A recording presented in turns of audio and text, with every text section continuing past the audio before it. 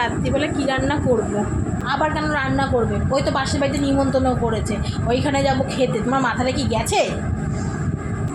সকালবেলায় তো আপনি ওনার সাথে ঝগড়া করলেন, আপনি আবার ওই বাড়িতে খেতে যাবেন? আরে বাবা, ওদের বাড়িতে তো ভালো মন্দ খাবার দাবার রান্না হচ্ছে, ওখানে খেতে যেতে হবে না? ঝগড়া করেছি ওইটা কি মনে রাখলে আর হয়? সকালবেলা তো গেলে আমি আবার ঝগড়া করব। আরে শোনো শোনো শোনো। হ্যাঁ বলুন। ওকে ফোন করে বলে দাও ওই গিফট টিপ আনতে হবে না, তোমার একটা ইঁদুরে কাটা শাড়ি আছে না, ওটাকেই ভালো করে প্যাকিং করে ওটাকেই দিয়ে দেবো।